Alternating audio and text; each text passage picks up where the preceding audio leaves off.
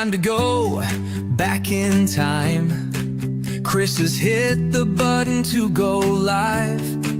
In our hands are cups of all types, 'cause it's time for a history stream. Here we are in VTH land.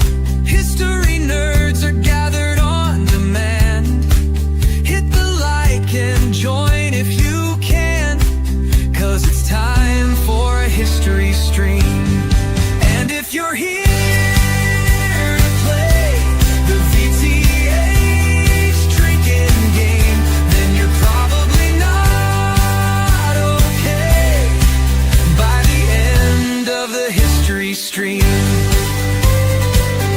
You could be in America or France, Australia, Sweden, India, or Japan. We're a community of all lands, here to watch a history stream. And if you're here to play the VTH drinking game, then you're probably not okay by the end of the history stream.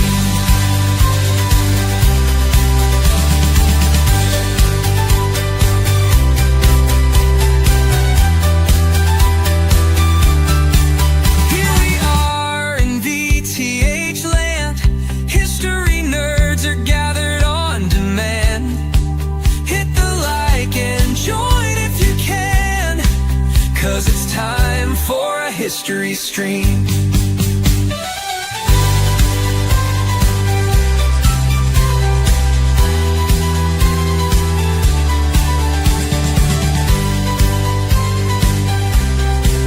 Here we are in VTH land.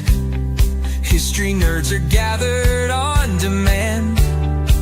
Hit the like and join if you can, 'cause it's time for a history stream.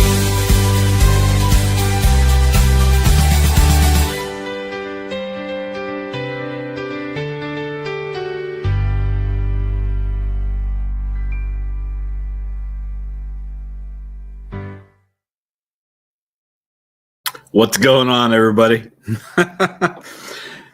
All I can say is, excuse me, I can't wait for you to hear the next song that I just finished up. I'm still working on the video for it. It's actually got a lot of different images.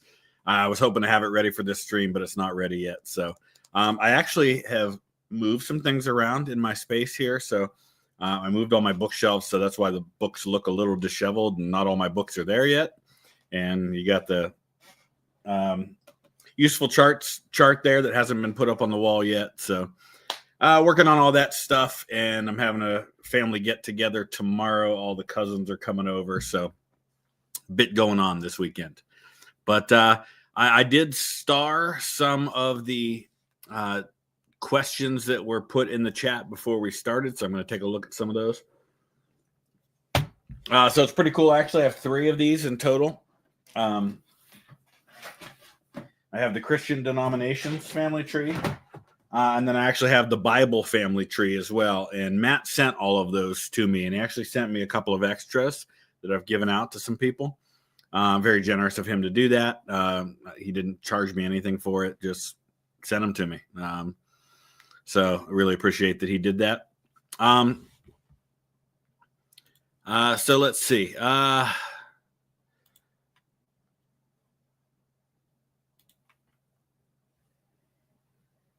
I'm going to try to get to all of these, do my best to get to as many of these as I can.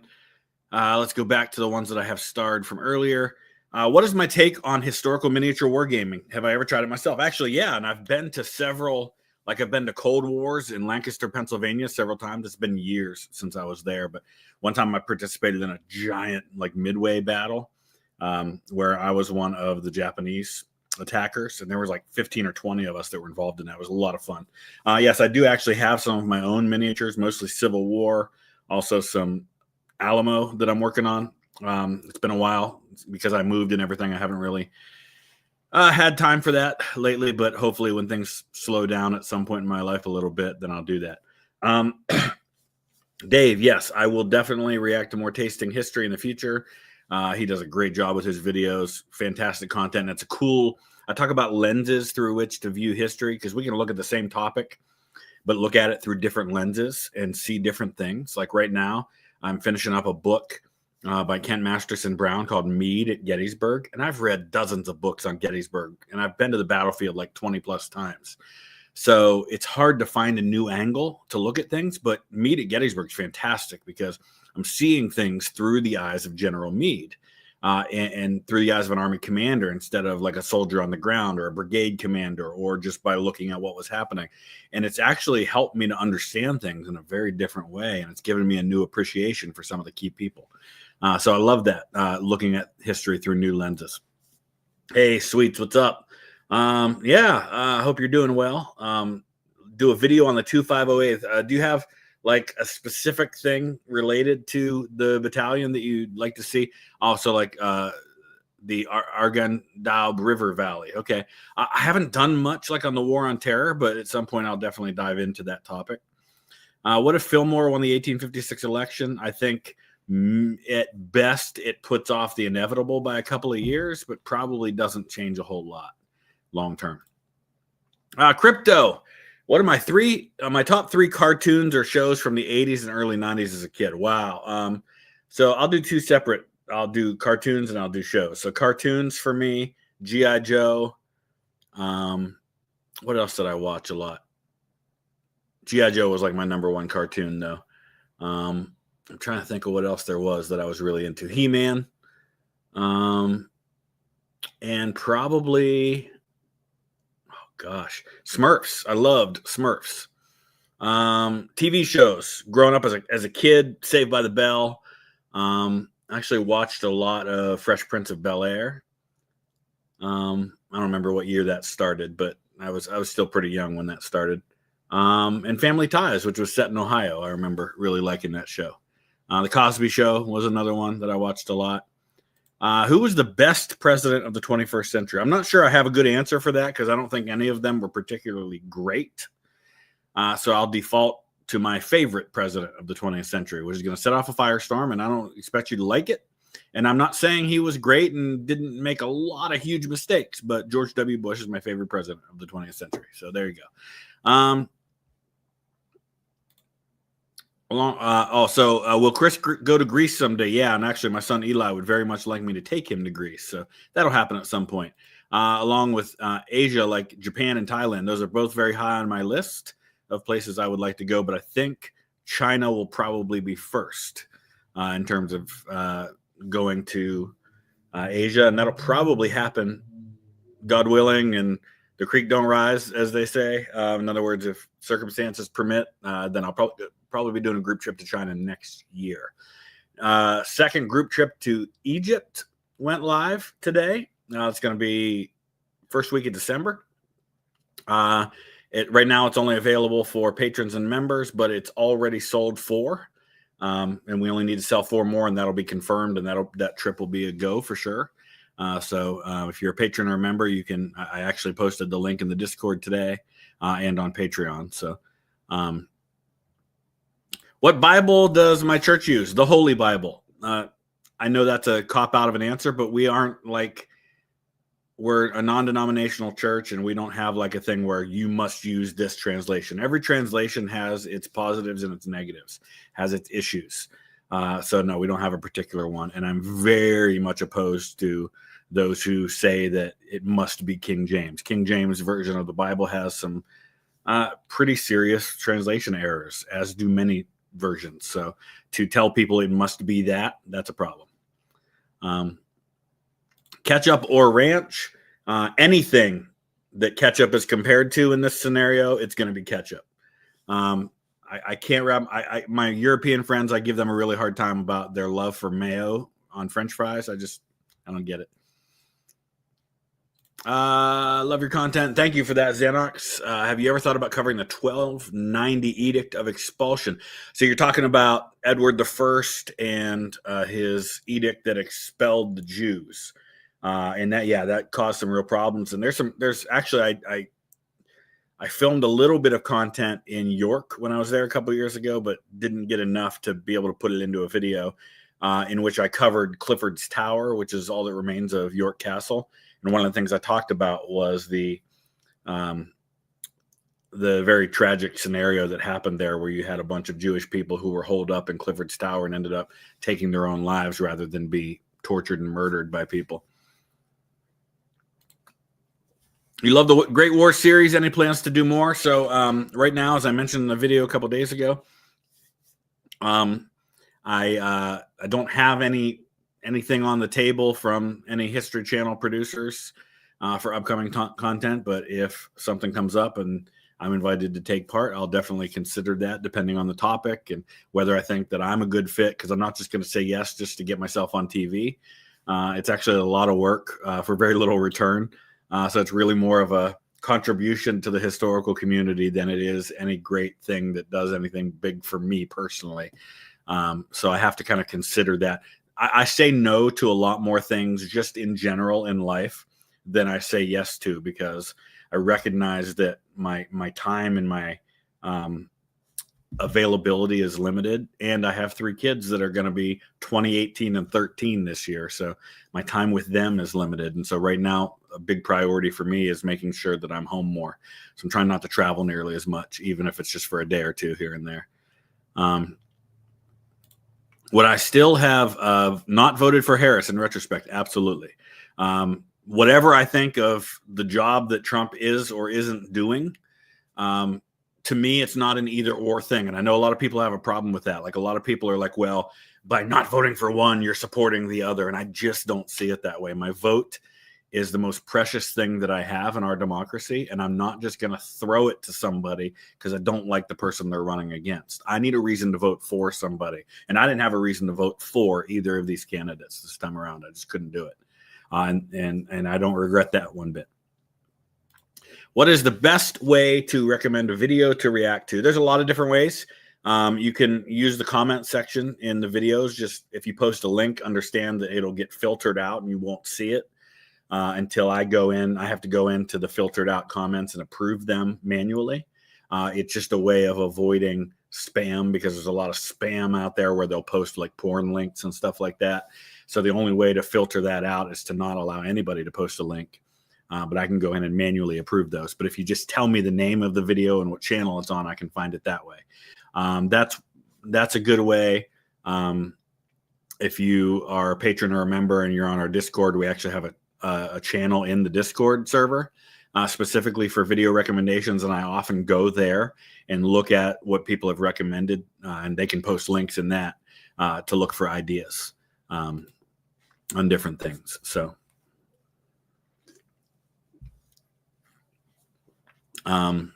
Okay, let's take a look here. What do I think of the show Family Ties? I'm a conservative from Ohio and grew up in the 80s. Yeah, I loved it. I thought it was a great show. It was kind of cool to see, and it was very much what a lot of America was like at that time, where you had like hippie parents that grew up in the 60s having children who then became very conservative in the 80s. And that tends to happen. People go back and forth. I'm conservative. My daughter's pretty liberal. So, just the way of the world, right? We tend to, generations, and actually really interesting things happening with this current generation, like my kids' generation, where it seems like, at least in my experience, and I know everybody's different, and some of you are on here and you're going to say, no, that's not true because I am the opposite. Well, you might be the exception.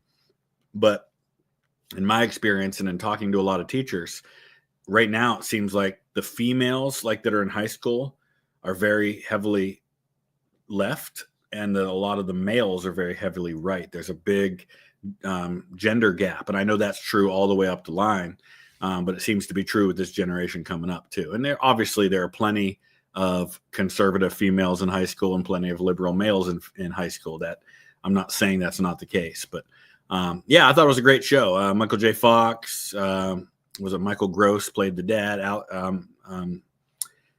Who was the mom? I'm trying to remember her name. Justine Bateman played the sister. Am I going to play Burden of Command? It's funny you mentioned that. Yes, I am. And actually the the creators of the game actually reached out to me and asked me if I was going to be taking a look at it. I might even do something at some point where I have them on and we do like a live stream talking about the game and what they're hoping to accomplish with it. So Union Army All-Star Team, go. Oh, gosh. Well, it starts with Grant and Sherman. I'd put George Thomas on there. George Meade for sure. Let's work our way down the line a little bit. Let's go Hancock. Oh gosh, what's his name? Talking about political generals, you've got John. Oh gosh, he was the division commander for the 20th Ohio at Vicksburg, and I can't remember his name. He was from Illinois. I got to look it up now because I can't remember. I'm such an idiot for not being able to think of him right now.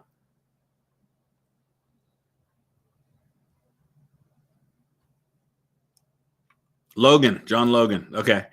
John Logan for me would be in there. Let me think. I'm just doing this on the fly, so I know I'm going to miss somebody. Reynolds was solid.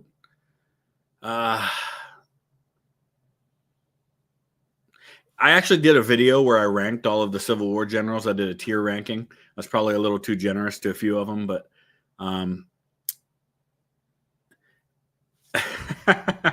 my son Eli. Here's a really tricky one. Will you ever stop talking about the 20th Ohio? I know the answer. Of course not. Of course not. Absolutely not. Never. I'm writing a book on them. How could I stop talking about them? Sean Matthews, thank you for becoming a member. Appreciate that. What are my thoughts on the U.S. men's national team?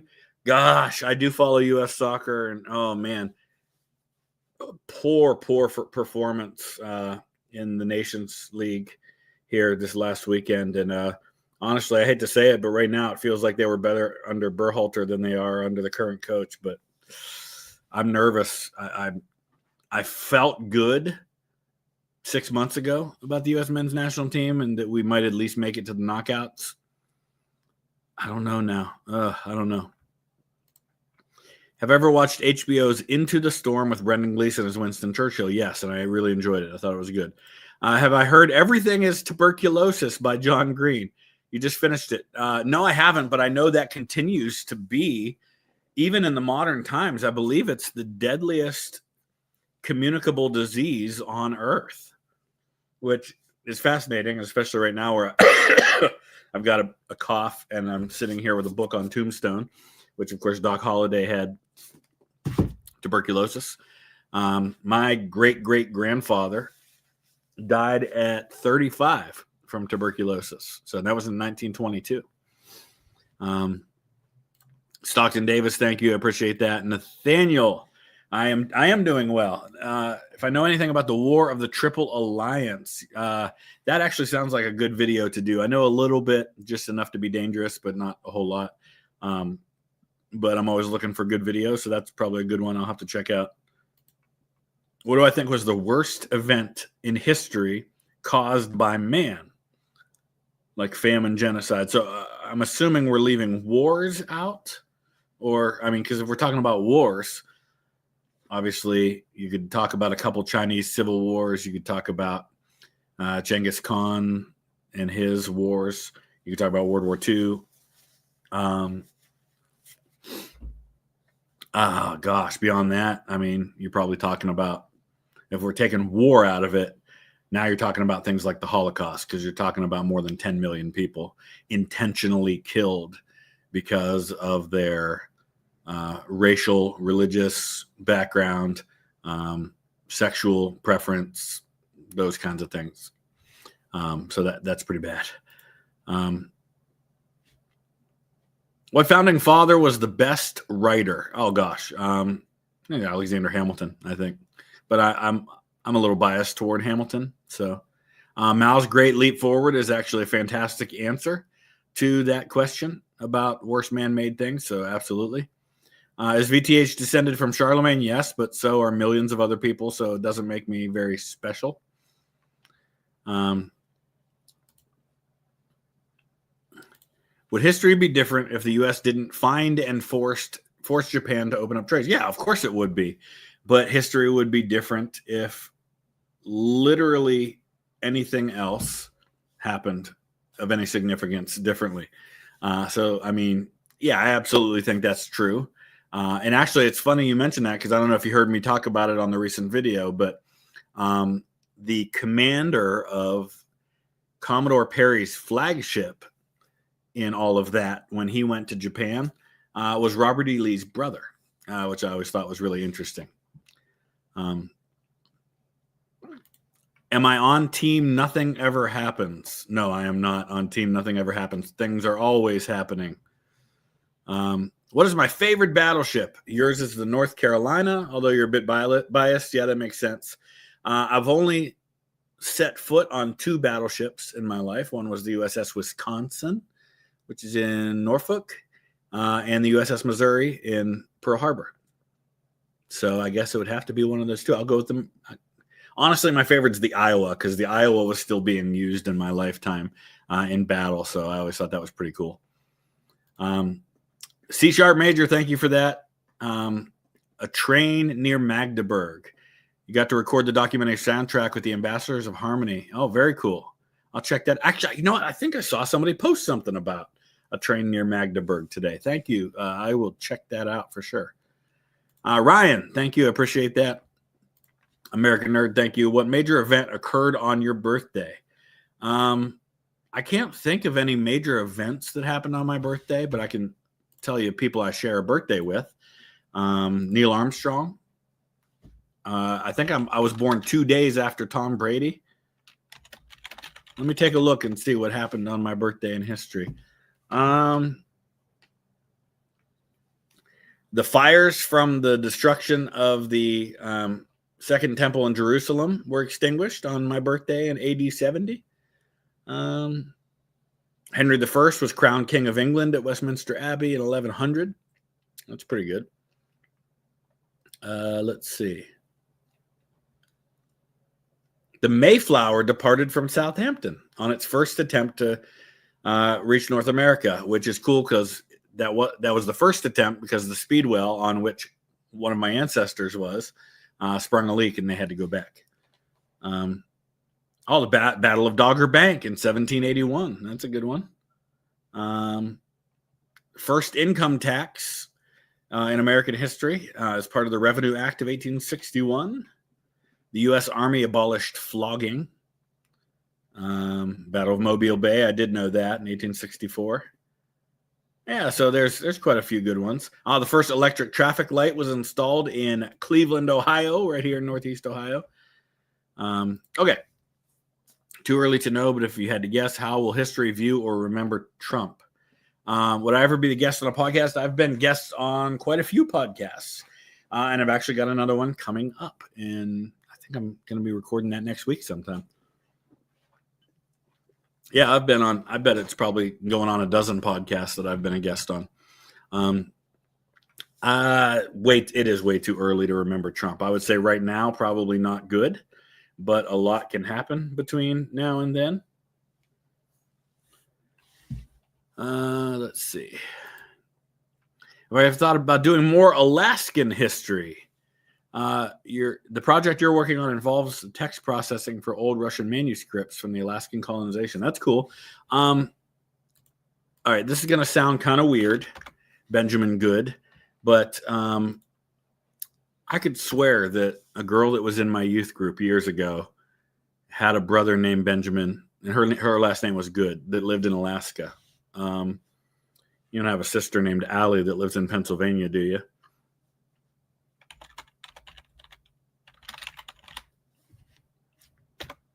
Now I'm looking to see something here. I'm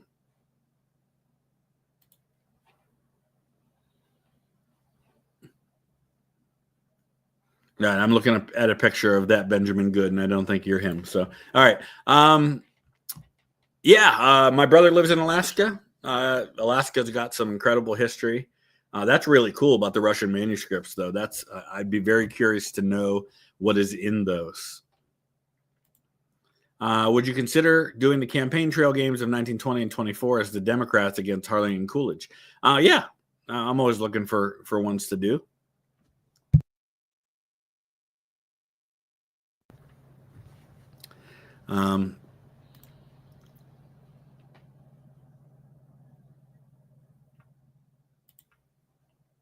Okay, let's take a look here. What's the worst generation in history? Always the one after the one that you're a part of. I don't think there's any such thing as a worst generation in history. Any generation has its positives and negatives. Did I learn anything about the hidden chamber and the Great Pyramid when I was there? No, that's Justin. That is total BS. If you're talking about the stuff they just announced, that they did the scans and said there's all that stuff under the Pyramid of Khafre, which is not the Great Pyramid, but is the second pyramid. But no, I don't remember anything being discussed about a hidden chamber in the Great Pyramid. But definitely the stuff that just got announced about all the stuff that they said is underneath, that's BS. It's been widely debunked by scientists and by archaeologists.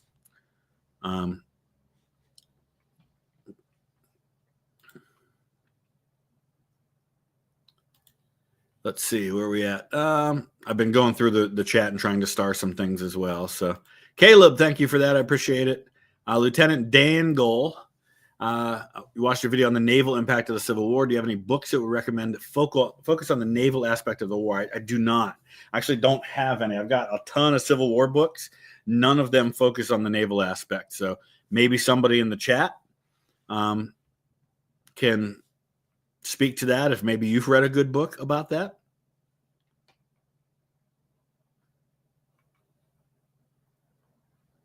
I think I'm looking for somewhere where my son chatted, because I was going to make him a mod, but I have to be able to click on his name to do that. So Eli, say something if you're in here. There you are. All right. Oh, it won't let me make you a mod from here. Oh, because I'm in because I'm in StreamYard. I have to do that from YouTube. Who's my least favorite president besides Wilson? Andrew Johnson. And I actually think Andrew Johnson was a way worse president than Woodrow Wilson. You're hoping to become a history teacher one day. Any tips? Just work hard, be passionate, and when you become a teacher, be creative. Like my friend JD from the History Underground, he still teaches. He does a lot of really cool stuff. Like he brings in artifacts and creates experiences. If you just sit in a classroom and tell students this general attacked here on this date, and you just throw dates at them, but you don't make it memorable, it's not going to stick, and they're not going to learn to love history. You've got to teach them to love it and give them experiences. If I bring in, let me show you a great example of what I mean by this.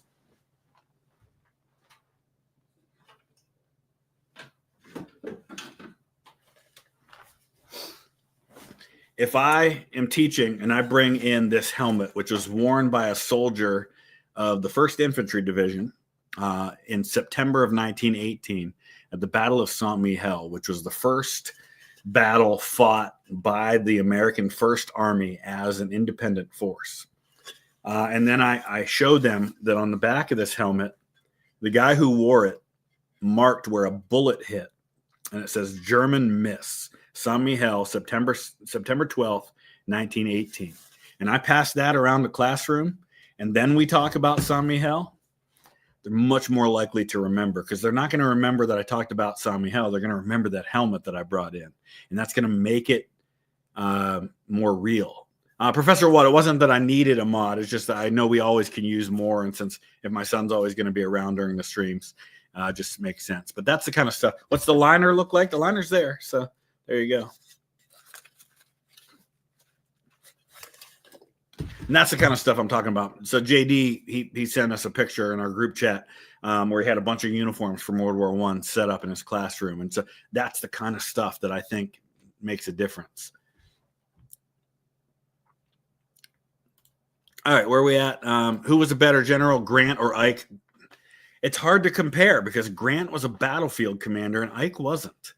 Ike was great for his time for what was needed. He was equal parts politician and general, and that's what was needed for that position. But Ike never led troops in the field in his entire career. So it's difficult to compare the two. They were both really good at strategy and logistics. But as an overall body of work, I think Grant shows me a little more, but it's hard to say. How do I feel about today's highly anticipated release of Things That Never Were? I have no idea what that is, so I guess I don't really feel anything about it. You're going to Europe this fall, mainly France and Ypres. Is there anything off the beaten path that you should? Oh, there's a ton of great stuff. Just driving from France up into Belgium to go to Ypres, you're gonna pass stuff everywhere, and I would say watch for things. You're gonna see stuff to pull over, and sometimes that'll be some of the coolest stuff you see.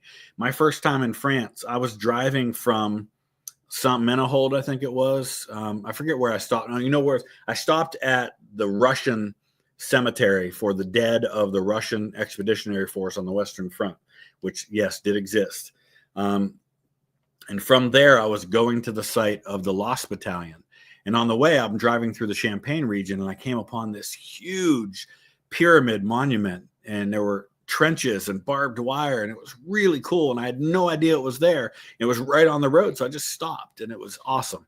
So just keep your eyes open and look for things, because every town you come into is going to have monuments to the Great Wars, going to probably have a cemetery there for the Great War. You'll see things everywhere. I would highly recommend, let me see if I have it on my shelf here. It might be downstairs.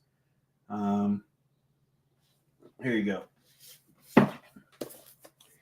This would actually be the exact book that you want right here. Highly recommend this one. Major and Mrs. Holt's Definitive Battlefield Guide to the Western Front and North.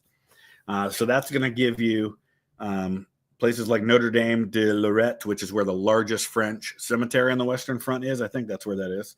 Artois, the Iser, the battles of Ypres, some of the northern French areas, Vimy Ridge, places like that. So that's a good reference. It tells you every single place you can stop, gives you tour options. I use these. I have one for every battlefield on the Western Front, and I use those extensively when I go.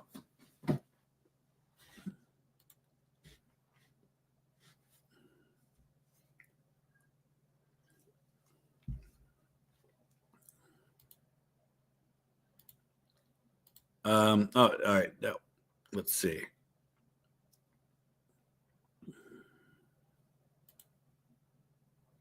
Just getting caught up on the chat here, guys. Yes, I have heard of Impractical Jokers. I've seen that in the chat a few times. To quote James Lipton's questionnaire on Inside the Actor Studio, fantastic show, by the way, back in the day. What's your favorite curse word? I don't have one. I don't use curse words. I know that sounds hard to believe, but probably since I was in college, the worst thing I've ever said is damn, and it was probably in the context of talking about something to do with the Bible. I just don't. And that's not a judgment on people who do.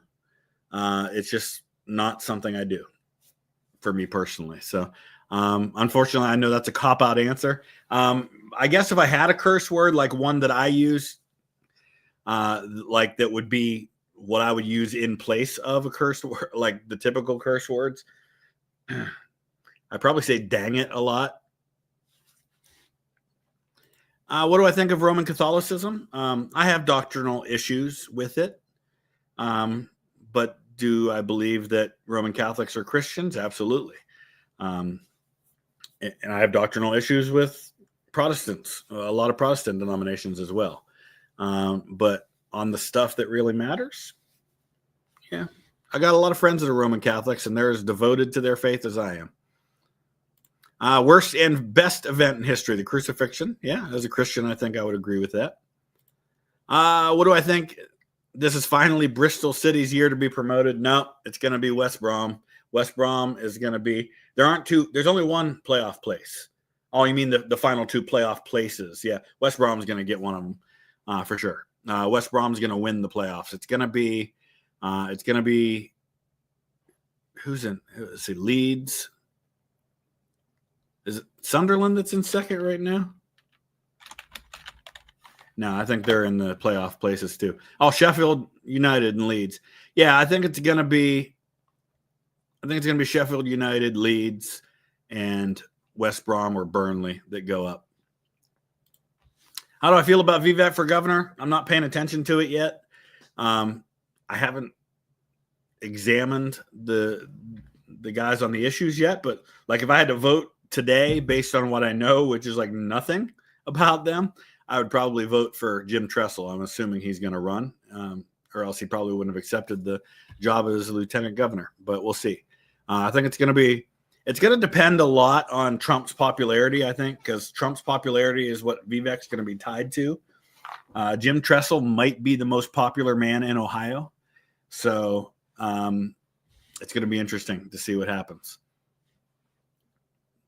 But I want to hear how they like what their stances are on the issues once we actually get into it. And then a local girl, Amy Acton, is right now the only Democrat running. She's from Youngstown here in Youngstown, Ohio. So as of now, if Tressel gets the nomination, you could have two people with strong Youngstown ties running against each other for governor. So that'd be interesting.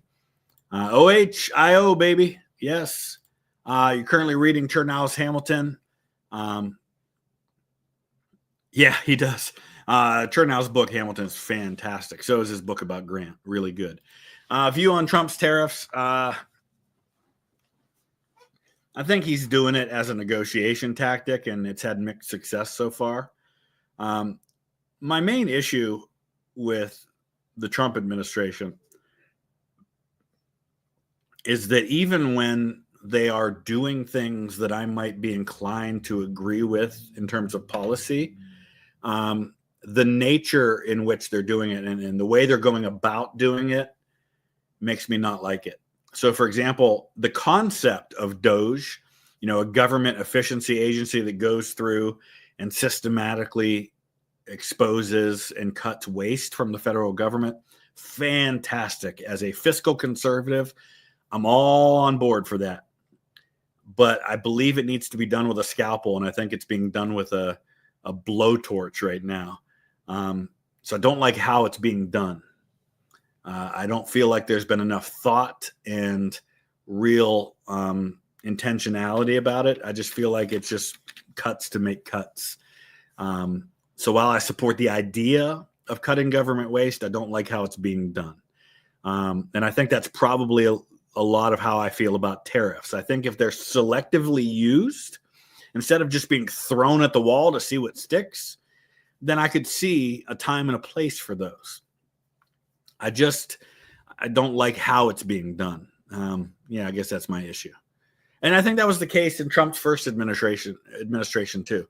There were a lot of things that Trump's first administration did that I agreed with, but I was so turned off by how he did them and by just him personally that it made it very difficult to support the policies that I otherwise would probably have agreed with. I don't know.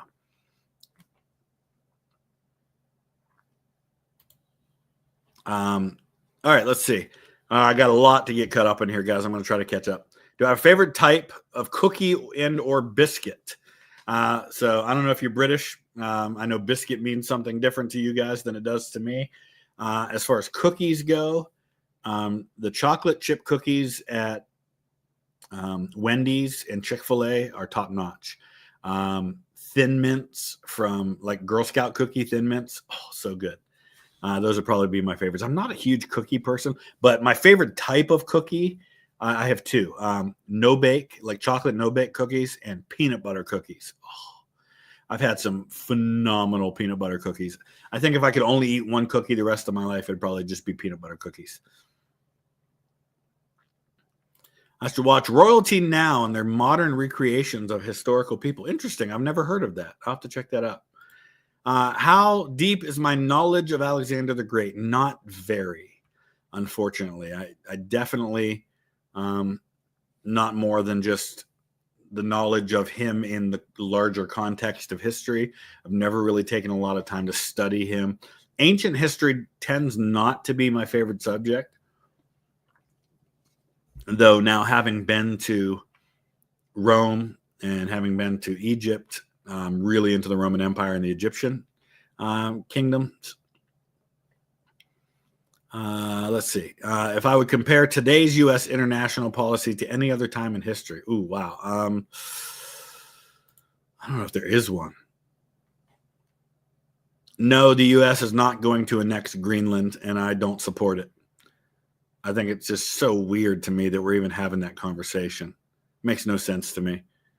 Gosh, I don't know. I can't think of a comparable one in history. I'm sure there have been ones.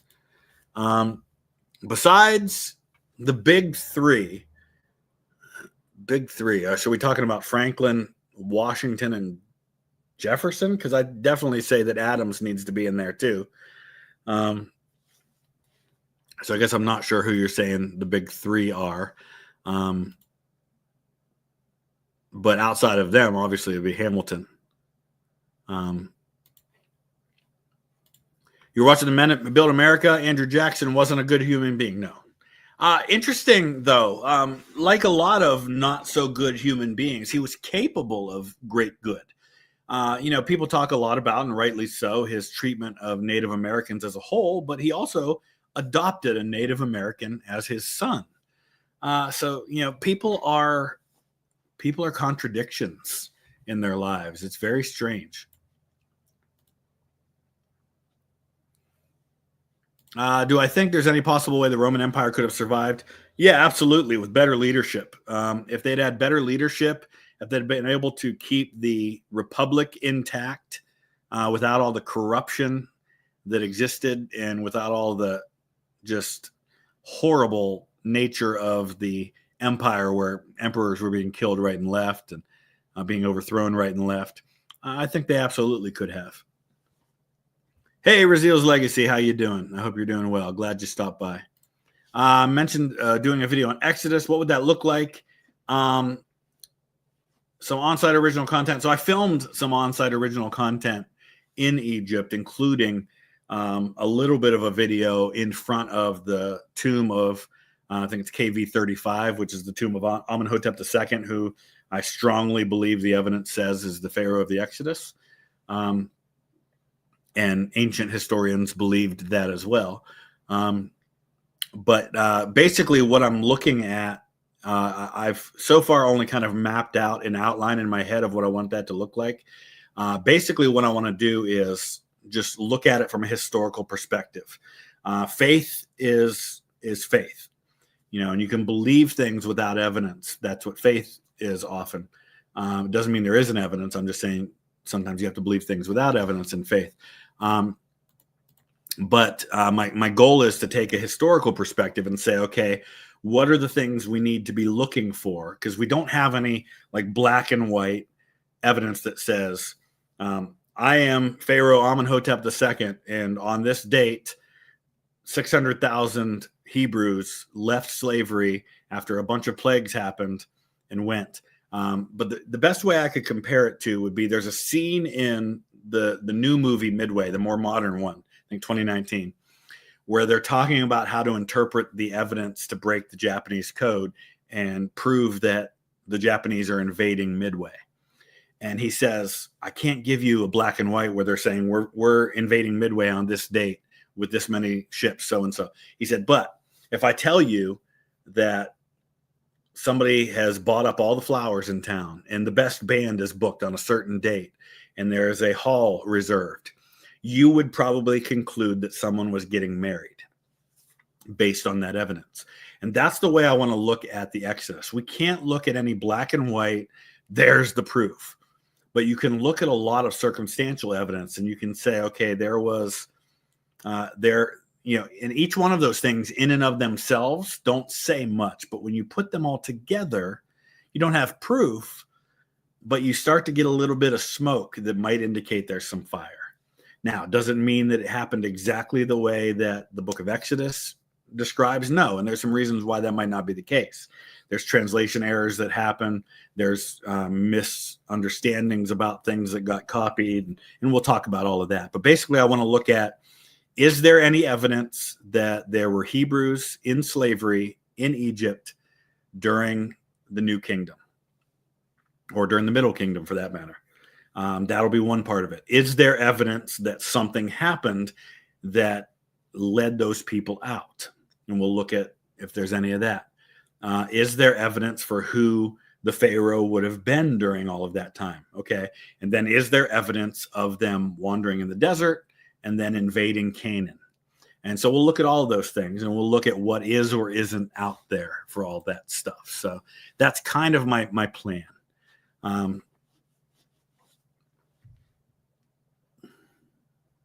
And Gabriel, you make a great point. Egypt did own Canaan at the time it's supposed to have happened, but one of the things we can look at is the Amarna tablets. And the Amarna tablets take place in the timeline that the Bible describes for the invasion of Canaan. And what you have a whole bunch of rulers in Canaan who are, in their minds, under the protection of Egypt. I think at that point, is it Thutmose the Fourth, maybe? Or maybe on Amenhotep the third or fourth, I don't know.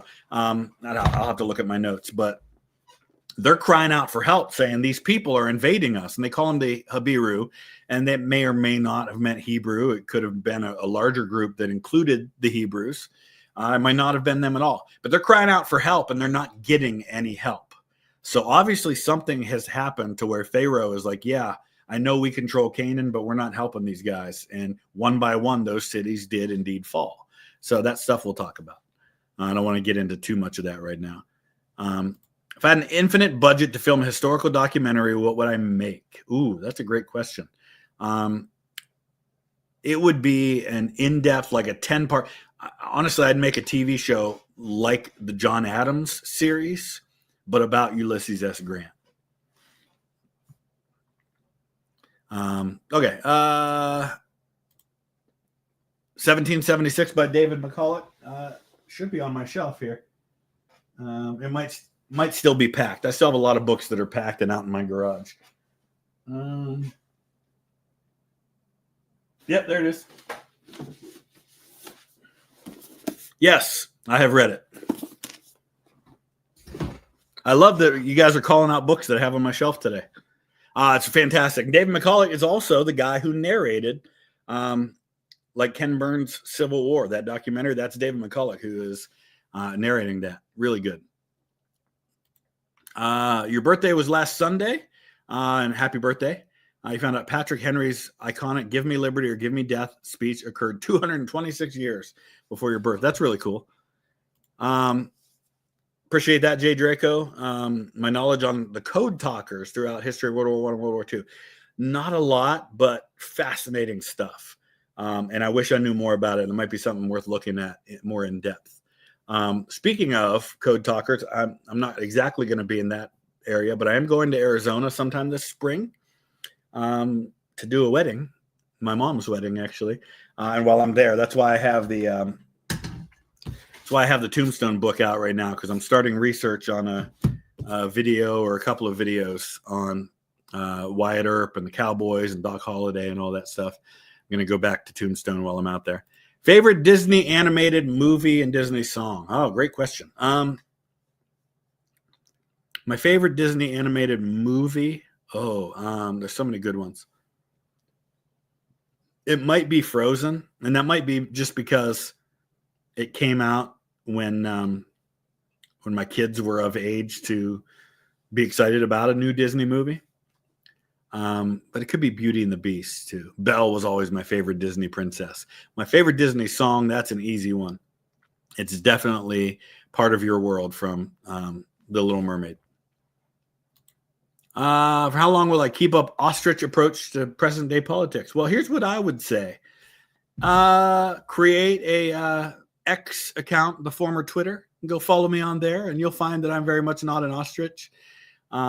All of the policies I have about not expressing strong political beliefs here on YouTube, I do not hold myself to that on X. So you might, then again, if you are inclined to change your opinion about somebody, if you don't like their political opinions, maybe don't follow me on there.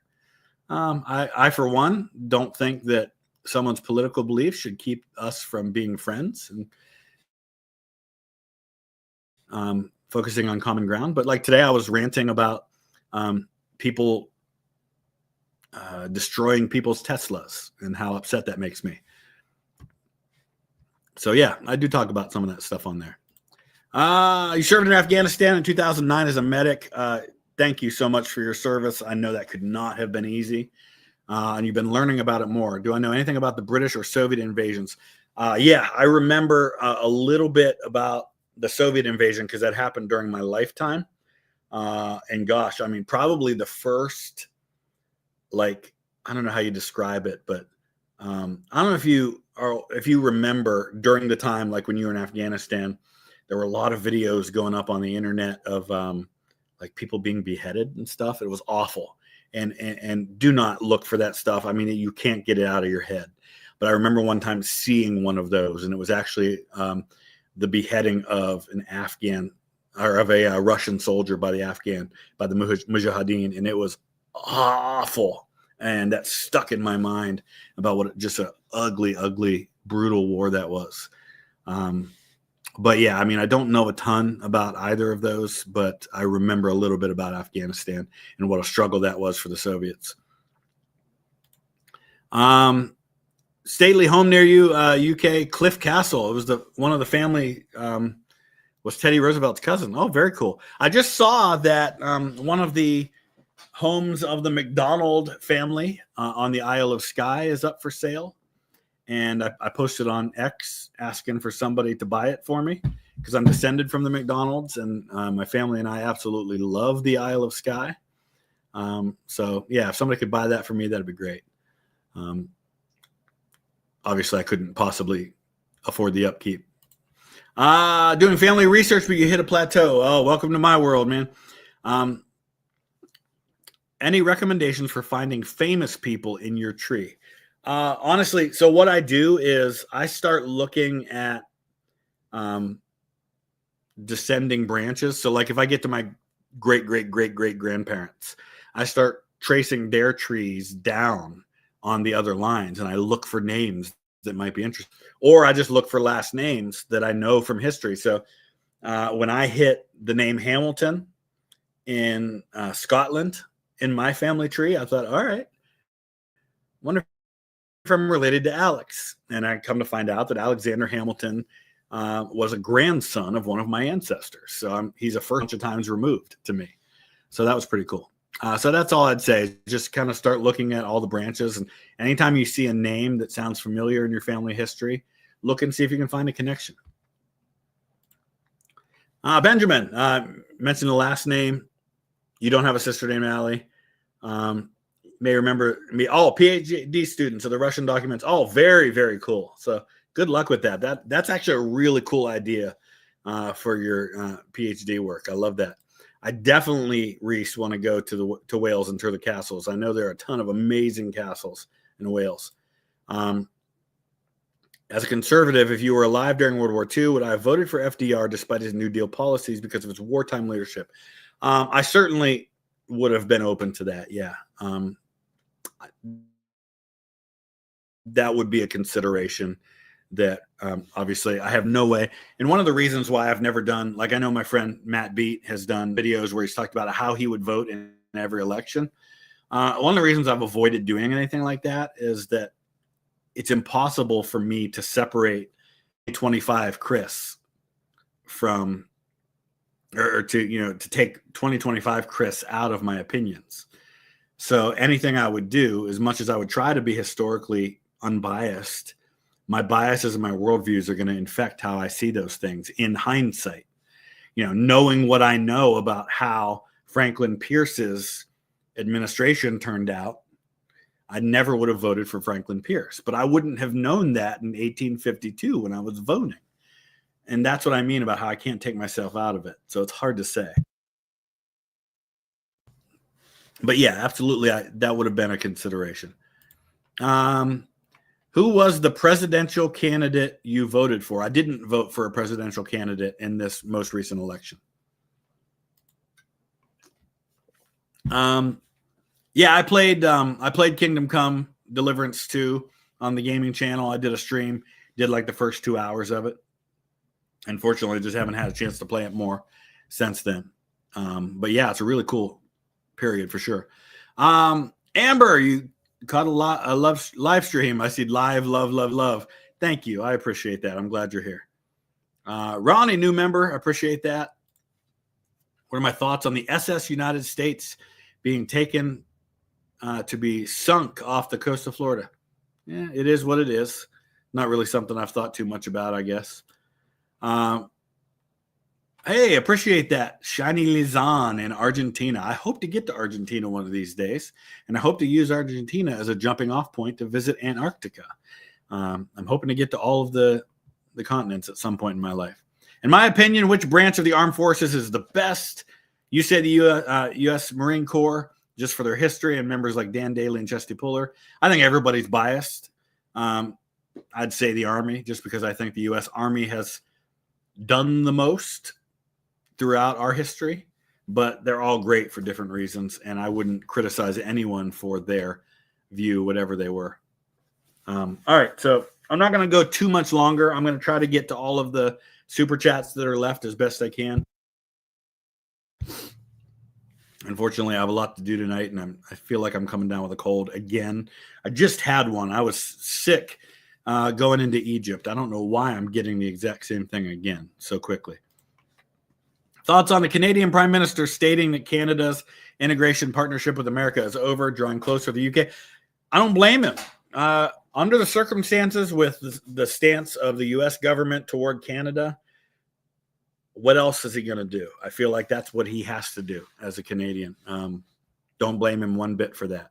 And maybe that's Trump's goal, is to drive Canada toward Europe more and to drive Europe to take a greater role in world affairs. I don't know. I don't know what he's thinking, really. Would I react to Hitler's speeches in English? That's actually an idea that I've considered for a while. I watched a video a while back. It's actually really interesting to watch in English. Thoughts on the legacy and presidency of Richard Nixon? I actually think a really underrated president who, unfortunately, by his own actions, tainted everything he did in a positive because of what he did with corruption and cover up. But I think did some really good things. And I think one of our most intelligent presidents we ever had. Watch some of his interviews in his post-presidency years. Super smart guy, really articulate, really knows what's going on, has a good mind and I think a good grasp of world affairs. Unfortunately, got in his own way too much. I appreciate guys like me and Mr. Terry History. You guys have slowly turned you into a history buff. You're welcome.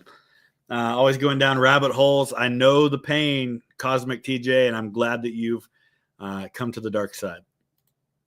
I think your best video is when you crack up talking about the Devonshires. Oh man. When you're by yourself at these historical battlefields, what are the most powerful to experience? There's been a few. The most powerful for me are those individual stories because, it's hard to grasp the human cost when you're talking about battalions and brigades and divisions and corps and armies. When you talk about an individual soldier or a group of soldiers, then it becomes real. Some of the most emotional moments on the battlefield for me have been like with World War I.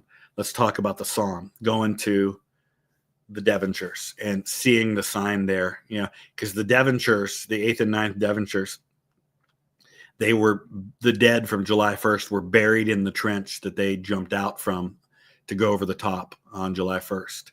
So there's a sign as you enter the cemetery that says, the Devonshires held this trench, the Devonshires hold it still. I get chills just thinking about that. And I've got a good friend, Sean, who's from Devonshire and is in the British military. Oh my goodness. And then going to like the grave of Horace Isles, who was 16 years old, and reading the letter that was returned unopened to his sister, marked killed in action, because he had already been killed by the time the letter arrived. And it was her letter imploring Horace to tell his commanding officer how old he was, because he was too young to be on the front lines. At that point, you had to be 19 to serve on the front line, and he was 16. And she says, for God's sakes, Horace, just tell them how old you are. You won't fare no worse for it. Just chuck it up and come home. Because if you wait too long, you're going to come back in bits, and we want the whole of you. And by the time the letter arrived, he was already dead. You know, just reading stuff like that. Oh, it's so much. Standing at Cold Harbor and knowing about that disastrous Union attack that happened in June of 1864. There's such an eerie, ghostly quality to that place. What little of the battlefield is preserved. Intense. Amazon Prime, Washington, Lincoln, and Grant. Are those the ones from the History Channel? Because if so, those are all really good. Bit of a boring question. Should the U.S. go metric? At this point, we did try to switch. I remember when we tried to switch, and for a while, I remember seeing signs that were both imperial and metric. It just never stuck. At this point, I think it's a lost cause. What are my thoughts on the LDS Church? Strictly speaking, doctrinally speaking, not Orthodox Christian. I know that members of the LDS Church would say that they are Christian, but if I was sitting down and saying these are the things that I think are, what's the word I'm looking for? Like, these are like beyond dispute. Like these are the things. If you don't believe this, you're, by my definition, not a Christian. I don't think the LDS passes that test. That said, some of the most incredible people I've ever known, some of the most godly people who display Christian character I've ever known have been Mormons. So that's just my personal opinion on it. Would I like to see a trilogy of movies about the English Civil War and the way Gettysburg and Waterloo? Yeah, that'd be really cool. Very cool.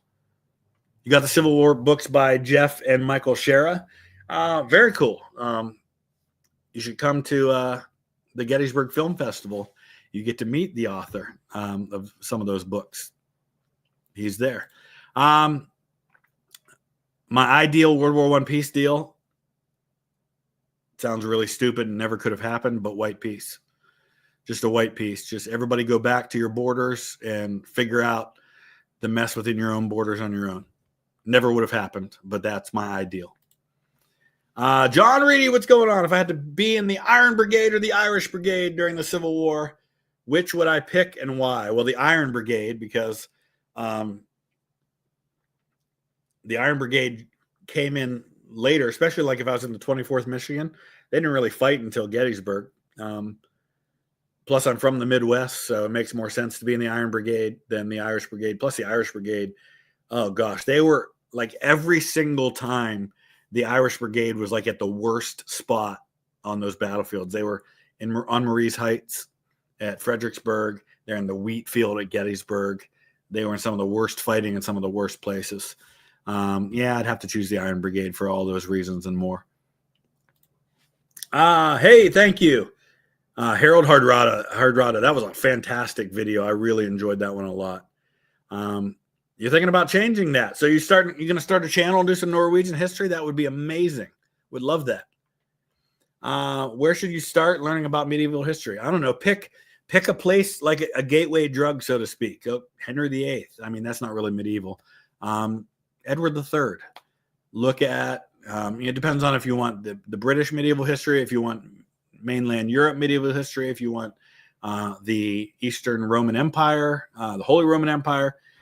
Find a country and a specific time period and then start studying that. And inevitably the tentacles will reach out and you'll start rabbit holing down to a bunch of other things too. Newcastle United won the Carabao Cup, first trophy in 70 years. Yes, they did. I have a feeling it won't be their last. What's my favorite Shakespeare insult? Oh, that one's easy. Villain, I have done thy mother. Yeah, I'm glad you enjoyed that video that I did with my daughter and with my sons. Your brain is as dry as the remainder biscuit after voyage. That is a fantastic insult, Justin. Like that one a lot. I'm with you, and I would say I would go back further than just Trump. I think the executive orders have been getting out of control for a while now, for sure. Member for 45 months. Oh my gosh, you were like one of the OG members. I really appreciate that. That's huge. You just had a piqued interest in religion recently and watched the Passion of the Christ. I saw that in the theater, and like I sat there for a good 10-15 minutes after it was over, just like quiet and not moving and just very contemplative. It was very powerful. I hope that they do the sequel. But honestly, to me, the best presentation that I've ever seen of Jesus and the story of Jesus is, and it's not even close, The Chosen. The Chosen is, as a Christian, the best thing I've ever seen. And they're doing more. Like the House of David, which is not directly connected to The Chosen, but we are getting some really good biblical TV shows right now. And they're doing so using actors that are more ethnically correct to the time and place. So that's cool. They're not all necessarily exact, like a lot of the actors in Chosen are Indian, for example, but that works, in terms of complexion and things like that. And they use an accent and all that. But so good, so good. Spoken out against Adams' use of the Alien and Sedition Act. It drives me nuts that some of those acts are still on the books. I do absolutely agree that we have a illegal immigration problem in this country, and that for far too long we haven't addressed it. I see a lot of comparisons between this and what happened in the lead up to the American Revolution. What I mean by that is, if you look at the taxes that were levied, in and of themselves, they weren't that big a deal. And in hindsight, you could say, well, that wasn't a lot to ask. But the reason it was a problem was, number one, how it was implemented, and the fact that the people had been without the government taxing them for so long that when it happened, it felt like a big deal and very oppressive. I think kind of the same thing's happening with what's going on now with the crackdown on illegal immigrants and things like that. Number one, it's how it's being done. I don't think sending ICE into kids' school is the way to go about it. That's just one example, of how it's being done, but also because it hasn't been cracked down on for so long, when somebody does come along and start cracking down on it, it looks horrible. So I think something needed to be done. And again, it's one of those examples of things where I don't disagree with Trump's overall policy on dealing with people who are in this country illegally. It's the implementation of it, I guess.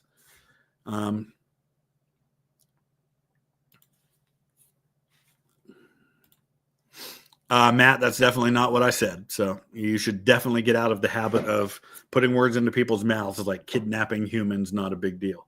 If you are arrested because you're in violation of the law, you have not been kidnapped. You've been arrested. There is a difference. I'm not saying that shady things aren't happening.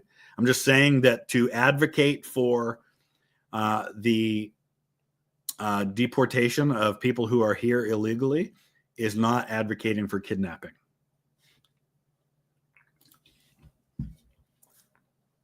It's bad. It's bad. You have to look at it this way.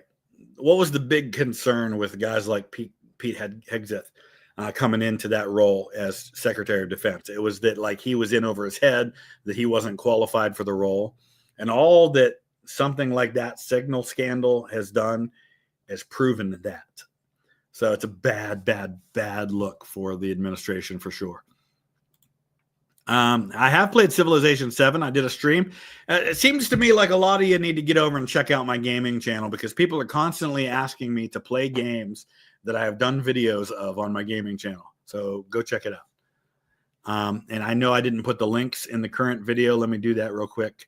But every video that I post, the links are in the description to the gaming channel and to all the other channels. So let me just throw that in there real quick. There we go.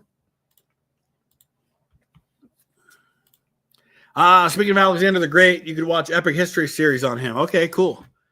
Iron Maiden's song, nice. They've got a couple of really good historical epic songs. The Basque History of the World, I have not. Interesting. All right, I'm going to try to fly through some of these and wrap up here soon.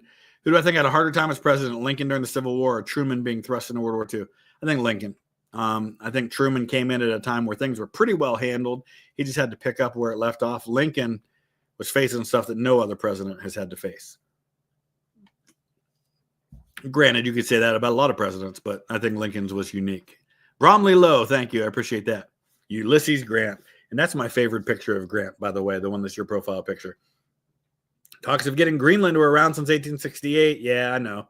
But we're at a time and place in history where that's just not a reality. And I don't get why that is even something we're talking about. Favorite George Michael song? Honestly, beyond the song Faith, off the top of my head, I can't even think of any. So I guess it'd have to be Faith. Since Magna Carta, has there ever been truly been rule of law? Really? You could always argue there's some corruption and some lack of accountability, someone for sure. He who dares not offend cannot be honest. Yeah, Thomas Paine said a lot of great stuff, and Thomas Paine said a lot of things I don't agree with. Definitely a mixed bag for me with Thomas Paine. The Africa channel and Discord fill up after the Egypt tour. That's awesome. Yeah, I'm curious to see. I will be making the Egypt tour available to the public probably in a week or so. Right now it's available, to our patrons and members. We've sold the first 4 spots. There are a total of 20 spots on that trip. And the first 8 are at a discount price. I think it's $250 off the price. So right now it's like it's I think $23.50 is the discount price for that trip. Dan the Man Legend, thank you for that. Things that never were is a campaign trail mod. Okay, all right, gotcha. Interesting. I'll have to check that out for sure. The Gamer Person, thank you. After reading, watching a lot on the Austrian Empire, I think it could have survived. It was managed better. Yeah, I think I can see a scenario where that was possible. Yeah. Do I think I'll ever react to a video on Franco's regime in Spain? At some point. Yeah. Does the best American general beat the best British general? It's hard. It's hard to compare people from different eras. I would agree with you that Marlborough's probably the best for Britain. I don't know. All of our American generals have reasons that make me question whether they could beat a guy like Marlborough, but maybe a Grant. Would I play an RTS game like Age of Empires? Yeah, I mean, I've played a lot of Age of Empires in my life. Cincy native. Oh, I'm a Columbus guy, but that's okay. FC's got a good team. Perryville on a stream 2 years ago. I took my dad and it was great. Very cool. I need tips for a soon-to-be new dad. Be patient with yourself. Understand that parents grow and mature as parents, just as kids grow and mature as kids. You don't need to know everything right now. Just be present. Learn all you can, but understand that all the books you read, they only get you so far. It's like going to college, right? Honestly, to me, a person who has held a job for 6 months is more qualified than somebody who just graduated with a degree in that. There's just something about learning that will only get you so far that you can't learn until you actually experience.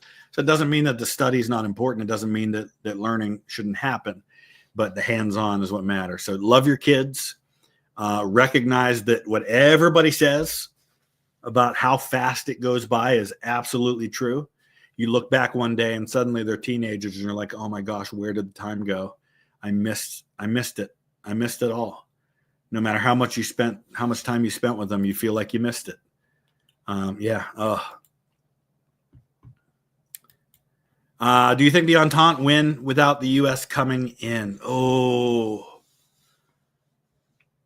I agree with that about the British blockade being the biggest reason, but I don't think the German Spring Offensive happens without U.S. troops. So what you have to realize is that the German Spring Offensive was directly caused by the imminent arrival of U.S. troops. They were trying to win the war before the U.S. got there and made the war unwinnable. So, yeah, I think the war is very winnable for the Central Powers without the U.S. coming in. What that looks like exactly, I don't know. But I think the French were on their last legs. The Russians are out at that point. The French there's mutinies going on. There's threat of overthrowing of their government. And I think without the U.S. coming in, maybe that does happen. Moving to Athens to attend OU. I almost went to OU for history. Getting your master's in history, moving from Utah. Athens is cool. It's kind of a party town. Ohio University is known in Ohio as like a party school. But it's beautiful. It's a beautiful campus. It's a cool part of the state. So just enjoy it. Check out the national parks down there.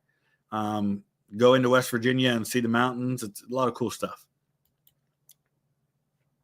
All right, I'm going to try to fly through the last of these super chats and wrap it up here. So if you haven't sent a super chat already, I'm going to ask you not to, just because I can't guarantee I'll get to it. People compare Rome and the U.S. What do you think about comparing U.S. to ancient Athens? I don't see a lot of comparisons there beyond the whole democracy thing. Brian, thank you for that. Have I been to Fort Necessity? Yeah. In fact, long before I had Vlogging Through History, I did a video from Fort Necessity. I've taken it down since because it was terrible quality and it was on the gaming channel. What is my favorite quote from Jesus? Where your heart or treasure lies, there your heart will be also. Mine is John 15:13. Greater love has no one than this, that he lay down his life for his friends. But I've covered content on the Zodiac Killer. I actually get asked that a lot, so I guess I'm going to have to do that at some point. Cajun Potato Boy say, me and the girl love your shows. I appreciate that. Thank you. And shout out to the girl as well, whatever her name is. I assume she does have a name. So thank you for that. Do I have a favorite historical video game? Yeah, Grand Tactician Civil War. Cleo Ate. No, I'm not familiar with her, but I'm always looking for new YouTubers to check out. Have I ever tier ranked historical and war movies? I have. Yeah. I've done a couple of live streams doing that. Going to your first Ohio State game in August. Any tips? Yeah. Go to the Skull Session. Get there early. Enjoy the tailgating because people are out at like 7 a.m. tailgating. It's awesome. And go to the Skull Session, which is where it's in the old St. John Arena, which is right by the stadium. Get there early so you can get a seat. The band will come in and play. The coach will come in. The team will come in. They'll like a couple players will address the crowd. The coach will address the crowd. It was really, really cool.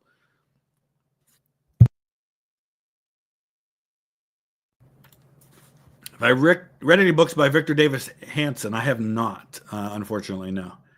Hi from Australia. What do I think of Monash? Monash is one of the best generals on the Western Front. I think he's in that conversation when we're talking about great generals. Monash, Arthur Curry from Canada is another one. Lord Plummer, Herbert Plummer. Those are some really good ones. I definitely want to get to Australia and New Zealand as soon as humanly possible in all my spare time. Foreign policy under Ronald Reagan is most similar to today's. I can see some similarities, like with taking a hard line, but Donald Trump is not Ronald Reagan at all. Learned a lot from the channel. When am I coming to Montana and doing a video on Little Bighorn? I've been saying it for 3 years that this is the year I get to Little Bighorn, and I'm saying it again this year that I'm planning to get to Little Bighorn. What's holding me up on making any travel plans right now is I'm waiting for my son's summer and fall soccer schedule. It's his last year of playing soccer. I don't want to miss a single moment of that. So I don't want to plan anything only to find out that I'm going to miss one of his games or 2 of his games or 3 of his games. As soon as I get his schedule, I'll know when I've got some opportunities to plan things like Little Bighorn. I really want to get out there. I love Montana. I haven't been to eastern Montana and to the Little Bighorn battlefield. Besides Neil Armstrong, who's a great astronaut from the Apollo program, yeah, I love Buzz Aldrin. He's still kicking too. Love Buzz Aldrin, and I love the fact that he punched the moon landing denier in the face. And as a Christian, he took communion on the moon before they went out and walked. When they first landed, he actually had brought communion and did communion on the moon. I thought that was really cool. The first food and drink ever consumed, to our knowledge, anyway. I mean, somebody might have taken a sip of water.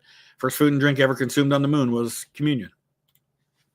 Please recover from ostrich syndrome. Unsubbed until. Listen, everybody can do what they want, but unsubscribing from someone who does history because they don't express modern political beliefs is kind of a weird flex to me. But hey, you do what you want. Calvin Coolidge, love Calvin Coolidge. He's as a conservative, I'm very much of the first do no harm when it comes to government stance. So I think he embodies that.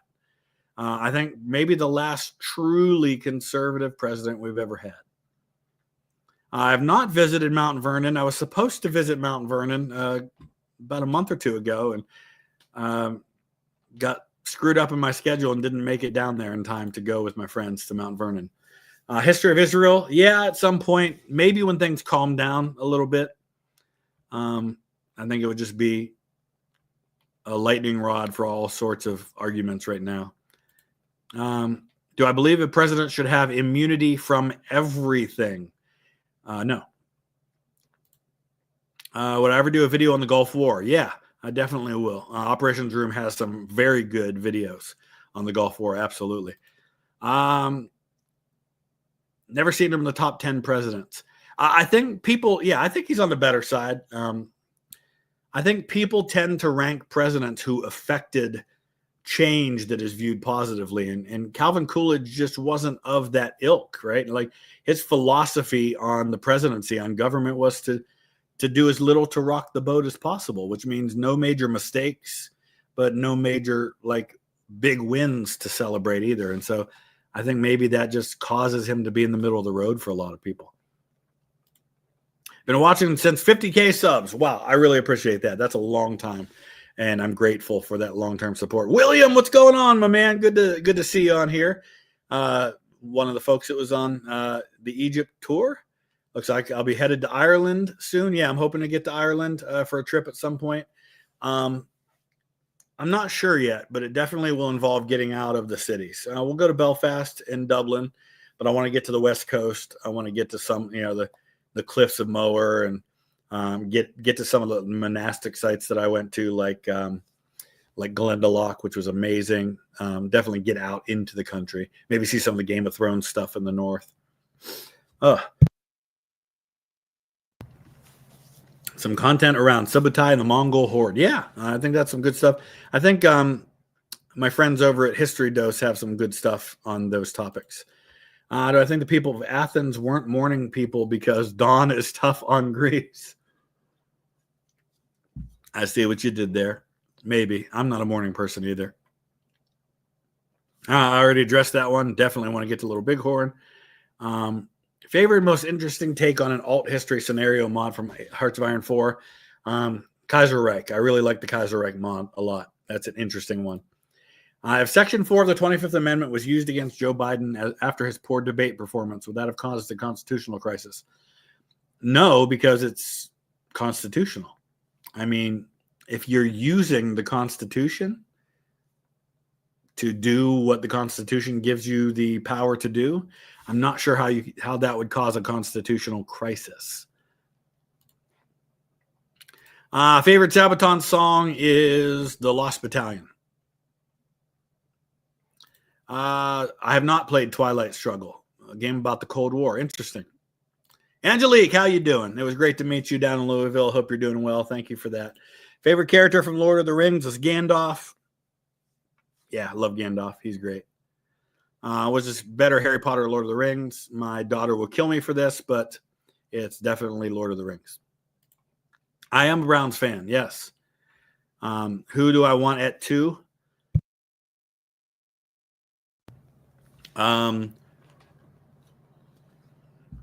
Honestly, I'd rather see us trade down a couple spots, get some picks.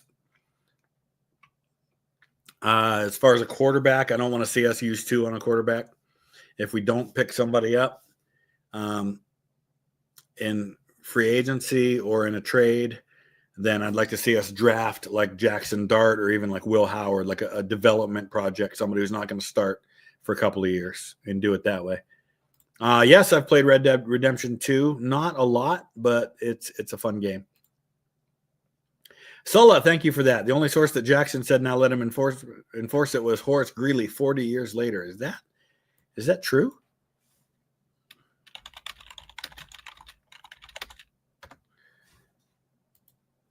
Let's take a look here.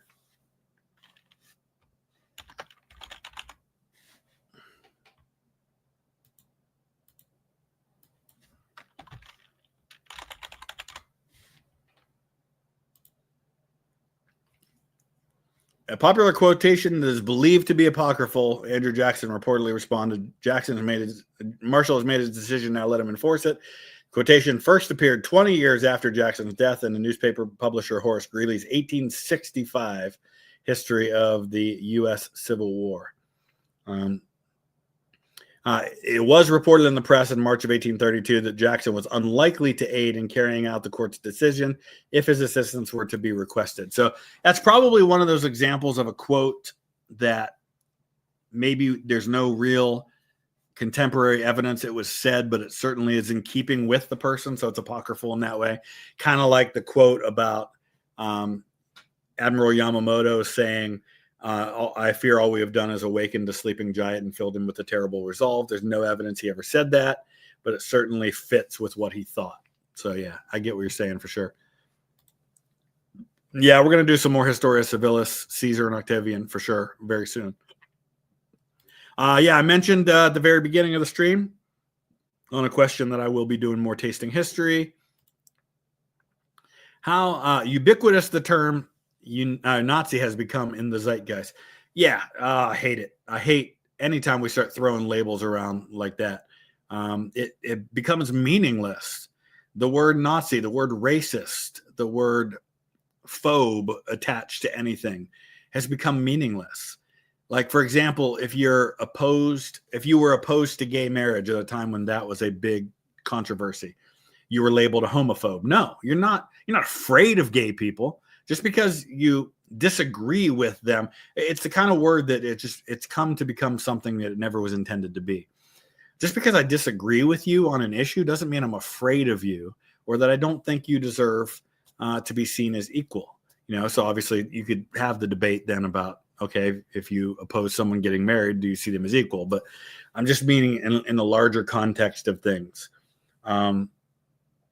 Just because I might be opposed, for example, to someone who is very flamboyantly trans going into a library and reading to a bunch of third graders about transitioning to a different gender or to a different sex.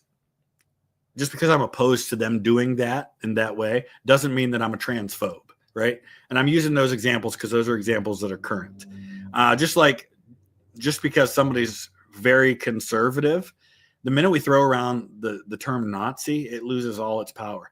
When you call someone racist just because they oppose someone's policies, if you oppose a policy of Barack Obama's, you were immediately labeled racist. And that just removes any ability to have any kind of healthy dialogue. Were there racists who opposed Barack Obama's policies? Absolutely. There are racist people. There are horrible people out there, and I've encountered a lot of them online, unfortunately. There are absolutely people to whom those labels apply, but we apply those labels so liberally that they lose their meaning when they actually do apply. And Nazi is a great example of that.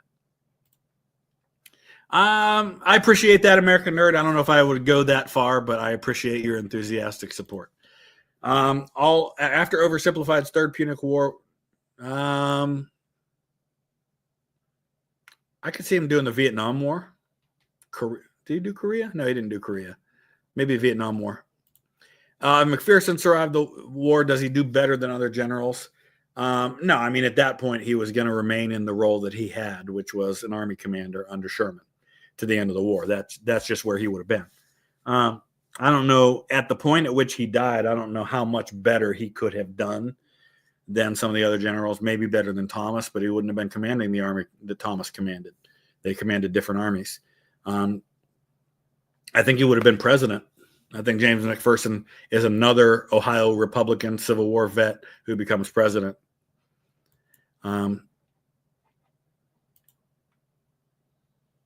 Member for 43 months. Appreciate that. Adrian, thank you. Appreciate that. Sun Wukong, I've asked why so much history is about war, and I think I know why. Peace is an anomaly. Yeah, I think you're right. So much of history is connected to war. We are a very warlike people, and that's absolutely true. Now, you notice some channels don't like to focus on that. Matt Beat, he doesn't like focusing on the history of war. That's why you don't see a lot of that on his channel. And I think that's great. I think he's focusing on things that a lot of other people don't cover because we cover war so much. And unfortunately, I'm your typical middle-aged white history lover. I love studying the wars. You were in rabbi school in Jerusalem for 7 years. Very cool. Yeah, that's always going to be a lightning rod. That's unfortunately the case. You love playing Hearts of Iron 4? Yeah, I'd love to do some more multiplayer if I had like unlimited time available to me. But I describe Joe Biden as a good or bad president. I think he was an ineffective president. I think Joe Biden's a good person. I think Joe Biden would have been a much better president if he had been president when he was vice president.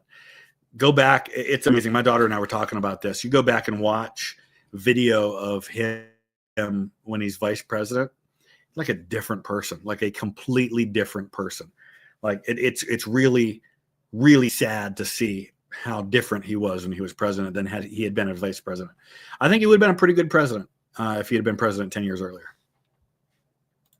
Florida needs a good VTH video. Nice.